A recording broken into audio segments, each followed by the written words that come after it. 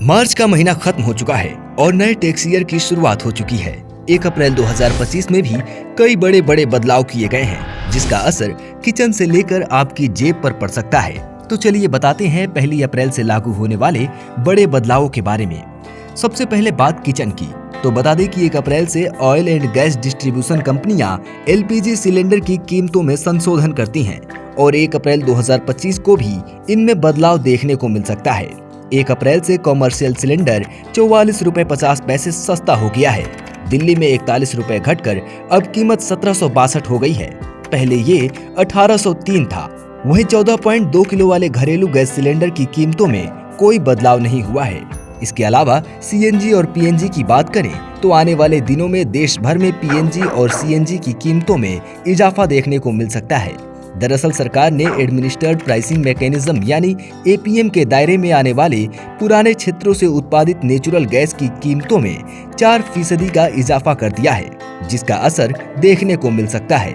वहीं एटीएफ के दामों में भी बढ़ोतरी हुई तो हवाई यात्रा महंगी हो सकती है। वहीं बात की जाए आपकी जेब की यानी क्रेडिट कार्ड की, तो 1 अप्रैल 2025 से क्रेडिट कार्ड के नियमों में भी बदलाव हो रहा है, जो इन पर मिलने वाले रिवॉर्ड से लेकर अन्य सुविधाओं पर असर डालेंगे। SBI simply click, air India SBI platinum और axis bank Vistara card holder के रिवॉर्ड स्ट्रक्चर में शिफ्ट हो गया है। एसबीआई अपने सिंपली क्लिक क्रेडिट कार्ड पर स्विगी रिवॉर्ड को 5 गुना से घटाकर आधा कर देगा। एयर इंडिया सिग्नेचर पॉइंट्स को 30 से घटाकर 10 कर दिया जाएगा। IDFC first bank club Vistara milestone के फायदे बंद कर देगा। इसके साथ ही SBI, Punjab national bank, Canara bank जैसे कई अन्य बैंकों ने मिनिमम बैलेंस से जुड़े नियमों में बदलाव किया है। आपके अकाउंट में तय राशि से कम बैलेंस है तो इस पर जुर्माना देना पड़ सकता है। 1 अप्रैल से अगला बड़ा बदलाव यूपीआई से जुड़ा हुआ है। दरअसल जिन मोबाइल नंबरों से जुड़े हुए यूपीआई अकाउंट्स लंबे समय से एक्टिव नहीं हैं, उन्हें बैंक रिकॉर्ड से हटाया जाएगा। 1 अप्रैल 2025 से राष्ट्रीय पेंशन प्रणाली के तहत यूनिफाइड पेंशन स्कीम लागू की जाएगी। यह योजना केंद्रीय कर्मचारियों को निश्चित पेंशन की गारंटी देगी। जिन कर्मचारियों की सर्विस कम से कम 25 साल होगी, उन्हें पिछले 12 महीनों की औसत बेसिक सैलरी का 50% पेंशन के रूप में मिलेगा। बात करें टैक्स की, तो बजट 2025 में मिडिल क्लास को राहत देते हुए सरकार ने कई बड़े ऐलान किए थे। तो अब से न्यू टैक्स रिजीम के तहत अब 12 लाख रुपए तक की कमाई पर आपको कोई टैक्स नहीं देना होगा। इसके साथ ही नौकरी पेशा लोगों के लिए 75,000 के स्टैंडर्ड डिडक्शन के साथ यह छूट 12,75,000 रुपए हो जाएगी।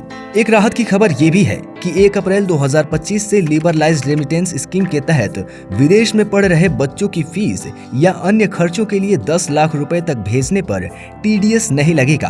पहले 7 लाख रुपए से अधिक की राशि पर 5% टीडीएस देना पड़ता था। नागरिकों के लिए ब्याज आय पर टीडीएस की सीमा जो है वो दोगुनी करके 1 लाख रुपए तक कर दी गई है, जिससे बुजुर्गों के लिए वित्तीय सुरक्षा बढ़ गई है। वहीं रेंट से होने वाली इनकम पर टीडीएस की सीमा 2.4 लाख से बढ़कर 6 लाख हो गई है। वहीं सस्ते और महंगे की बात करें तो स्मार्ट मीटर सौर सेल, आयातित जूते, आयातित मोमबत्तियां, आयातित नौकाएं और अन्य जहाज, PVC flex banner, knitting process से बना कपड़ा, एलसीडी एलईडी टीवी महंगे हो सकते हैं। इसके साथ ही ईवी सस्ते हो सकते हैं। सरकार ने बैटरी मैन्युफैक्चरिंग के लिए 35 कैपिटल गुड्स की ड्यूटी हटा दी है। 36 लाइफ सेविंग दवाओं से कस्टम ड्यूटी हटाने से क्रिटिकल ट्रीटमेंट की कॉस्ट कम हो जाएगी। $40,000 से ज्यादा कीमत या 3000 सीसी से ज्यादा की इंजन क्षमता वाली आयातित कारें सस्ती हो जाएंगी। वहीं देश की कई बड़ी 4 व्हीलर कंपनियां जैसे टाटा मोटर्स, किया इंडिया, हुंडई इंडिया और होंडा कार्स ने कार की कीमत को बढ़ाने का फैसला किया है। मारुति सुजुकी की गाड़ी 4% तक महंगी हो सकती है। तो ये बड़े बदलाव आज से होने जा रहे हैं।